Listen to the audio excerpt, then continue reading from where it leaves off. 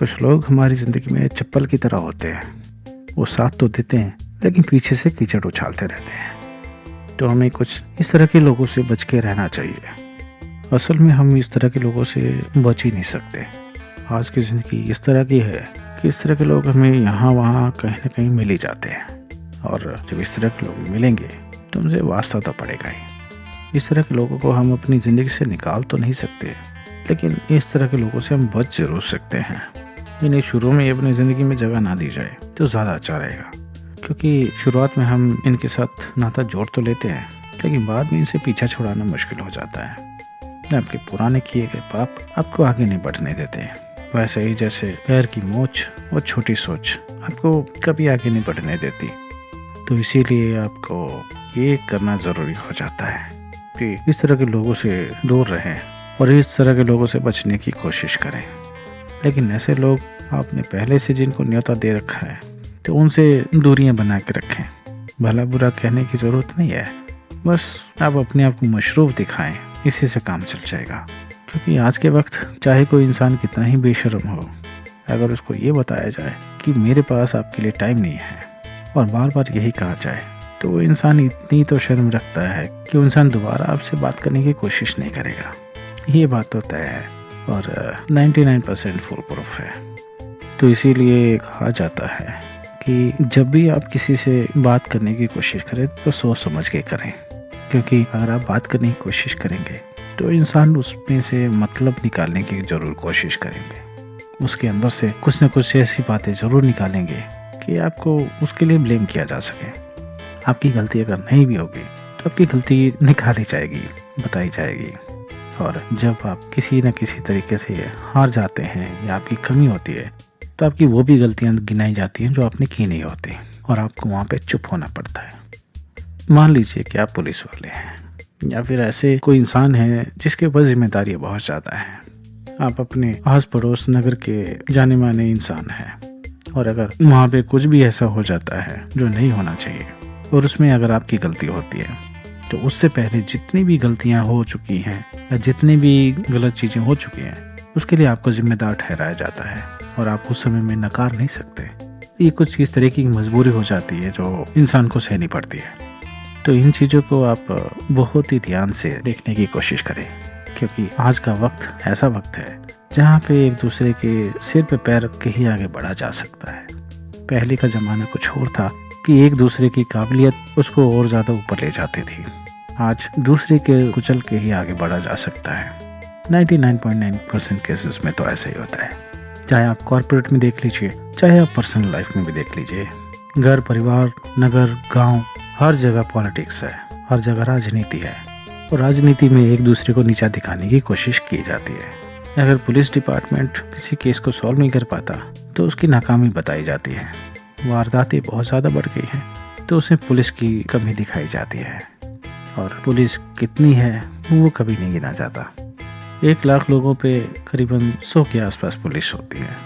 तो ये रेशो बहुत कम है, और इस रेशो को अगर बढ़ा दिया जाए, 1 लाख लोगों पे अगर 10,000 पुलिस कर दी जाए तो भी काम नहीं चलने वाला, वारदातें और ज़्यादा बढ़ेंगी। तो हमें अपने लोगों को, अपने आस पड़ोस को, अपने दोस्त यारों को, रिश्तेदारों को इस तरह की बातें बताई जानी चाहिए ताकि वो लोग इन वारदातों में लिप्त ही ना हो। उनको ऐसी कंडीशन दी जाए, उनको ऐसे वातावरण दिए जाए कि वो अपना काम कर सके, और इस तरीके की वारदातों के चक्कर में वो लोग पड़े ही ना।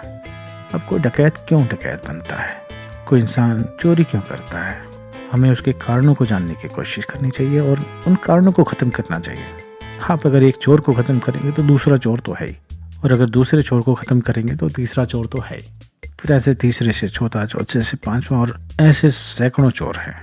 लेकिन उनकी ज़रूरत चोरी करने का कारण एक ही होता है, और जब उनके चोरी करने के कारण कोई अगर ख़त्म कर देंगे तो चोर कहाँ से रहेगा। अगर उनको नौकरियां मिलेंगी, उनका काम धंधा होगा, उनको रोज़गार मिलेगा और वो अच्छी तरह से ट्रीट किए जाएंगे, तो जाहिर सी बात है कि कोई इंसान चोरी करना नहीं चाहेगा। चोरी करने की ज़रूरत क्यों पड़ती है? अगर हर एक चोर से पूछा जाए तो हम इस बात का अंदाज़ा लगा सकते हैं कि इंसान चोरी क्यों करता है, और उन कारणों को ख़त्म करने की कोशिश करनी चाहिए। तो हमें किसी जेल की ज़रूरत नहीं पड़ेगी, हमें किसी कारागृह की ज़रूरत नहीं पड़ेगी, हमें किसी पुलिस की ज़रूरत नहीं पड़ेगी, हमें किसी रिहेबिलिटेशन सेंटर की ज़रूरत नहीं पड़ेगी। ये सोचने में तो काफ़ी आसान लगता है, लेकिन करना थोड़ा सा मुश्किल है। लेकिन वही बात आती है, नामुमकिन कुछ भी नहीं होता, सब चीज़ें हो सकती हैं और हम कर सकते हैं। लेकिन वो भी सिर्फ एक इंसान के करने से नहीं होगा, हम सबको साथ में चलना होगा, हम सबको साथ में सोचना होगा और हम सबको साथ में ही काम करना होगा। और हमें उन इंसानों को वो अहमियत, वो रिस्पेक्ट देनी होगी जो वो चाहते हैं। अगर उन्हें वो रिस्पेक्ट, वो अहमियत, वो पैसा, वो रिम्यूनरेशन नहीं मिलता तो वो ऐसे काम करते हैं। तो ऐसे कामों से बचने के लिए हमें कुछ और नए विचारों की ज़रूरत है। और जब तक ये विचार नए नहीं होंगे तो पुराने तरीके से कुछ भी नहीं हो सकता। अब जैसे मैंने अपने पुराने वीडियो में कई बातें कही हैं कि मेडिकल सुविधा पहले से और ज़्यादा बेहतर हुई है और हर रोज़ बेहतर हो रही है। लेकिन उसके साथ क्या हो रहा है कि बीमारियां पहले कुछ और थी, अब और ज़्यादा बढ़ रही हैं।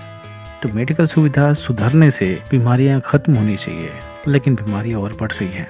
तो कारण क्या है? पुलिस प्रशासन की ज़रूरत पड़ी है, पुलिस बढ़ाई जा रही है, लेकिन उनके साथ साथ वारदातें और ज़्यादा बढ़ने लगी हैं। तो यहाँ पे कारण क्या है? और जैसे जैसे ट्रांसपोर्टेशन बढ़ने लगा है, कारें बढ़ने लगी है, गाड़ियाँ हमारी ज़िंदगी में और आने लगी हैं, वैसे वैसे हमारी ज़िंदगी की रफ्तार भी कम होने लगी है। क्योंकि गाड़ियों की वजह से ट्रैफिक जाम है, और ट्रैफिक जाम से जहाँ पे कोई दूरी आधे घंटे में पूरी की जा सकती है, वहाँ पे आपको 2 घंटे लग जाते हैं या उससे भी ज़्यादा। 10 मिनट की दूरी आपको 1 घंटे में तय करनी पड़ती है। तो कुछ इस तरीके की चीज़ें हैं जो थोड़ा सा पीछे जाने की ज़रूरत है। अगर हम गाड़ियाँ कम खरीदेंगे, गाड़ियाँ कम रखेंगे तो रोड क्लियर रहेंगे, और रोड क्लियर रहेंगे तो ट्रैफिक जाम नहीं रहेगा, और ट्रैफिक जाम नहीं रहेगा तो हम ज़्यादा आसानी से और जल्दी पहुँच सकते हैं। तो कुछ चीज़ें ऐसी हैं जो हमें सोचने पे मजबूर करती हैं कि हम कर क्या रहे हैं। हम अगर तालाब के पानी को साफ़ करने जाएंगे और तालाब के अंदर चले जाएंगे तो हम तालाब के पानी को साफ़ करने के बजाय उसे और गंदा कर देंगे। नीचे की पड़ी हुई रेत उस तालाब को और गंदा कर देगी, और हम लाख कोशिशें करते रहे, हम जितनी ज़्यादा देर तक हाथ पे मारते रहेंगे उतनी देर तक तालाब का पानी गंदा होता रहेगा। तो हमें करना क्या है? उस तालाब के पानी को कुछ नहीं करना है, सिर्फ छोड़ देना है। और जब हम छोड़ देंगे, कुछ नहीं करेंगे, तो गंदा पानी अपने आप धीरे धीरे मिट्टी नीचे बैठ जाएगी और तालाब का पानी साफ हो जाएगा। तो कई बार कुछ ना करने से कुछ अच्छा हो जाता है, और कई बार कुछ करने से गलत हो जाता है। तो हमें ये चीज़ देखनी चाहिए। और इसी तरीके से अपनी ज़िंदगी में जो इंसान धूर्त हैं, मक्कार हैं और कपटी हैं, उनको अपने हाल पे छोड़ देना ज़्यादा अच्छा है। उनके साथ अगर लड़ने की कोशिश करेंगे, उनको ठीक करने की कोशिश करेंगे, उनको सुधारने की कोशिश करेंगे, तो हो सकता है कि कुछ कालक आप पे भी लग जाए। और जब आपके ऊपर कालक लग जाएगी तो आप ही उसी इंसान की कैटेगरी में आ जाएंगे, और फिर लोग आपको वही समझने लगेंगे। तो ज़्यादा अच्छा है कि जो हो रहा है उसको वैसे ही छोड़ दिया जाए। तो मेरी ये बातें कैसी लगती हैं आप मुझे ज़रूर बताएं। कई बार तो मेरी बातें आपको समझ नहीं आती होंगी, कई बार कुछ चीज़ें जो मैं डायरेक्ट बोल देता हूँ वो तो समझ में आती होंगी, लेकिन बातों के पीछे का मतलब आपको समझना पड़ेगा। ये किताब तो खुली है, लेकिन लैंग्वेज, भाषा थोड़ी सी कठिन है, और अच्छी चीज़ें बड़ी मुश्किल से मिलती हैं, सही चीज़ें थोड़ी देर में मिलती हैं। अब जैसे आपकी ज़िंदगी में सही इंसान थोड़ी देर से मिलता है, अच्छा खाना थोड़ा देर से पकता है, अच्छी जगह थोड़ी देर से जाया जाता है। तो इस चीज़ को समझ लीजिए, अपनी ज़िंदगी के बुनियादी फैसले को देख लीजिए और अपनी ज़िंदगी को आसान बनाइए। बाकी चीज़ें तो सेम ही रहेंगी, आपको कोई फ़र्क नज़र नहीं आएगा, लेकिन सिर्फ आपकी सोच आपको एक बेहतर भविष्य दे सकती है, बेहतर कल दे सकती है। तो बेहतर कल के लिए आपको धन्यवाद, आपको बधाइयाँ। जैसा करेंगे वैसा भरेंगे, और अगर नहीं करेंगे तो ज़्यादा अच्छा रहेगा। चलिए रखते हैं अगले मिलने के वादे के साथ। तब तक के लिए ख्याल रखिए और मुझे सुनते रहिए, मुझे भी काफ़ी अच्छा लगेगा।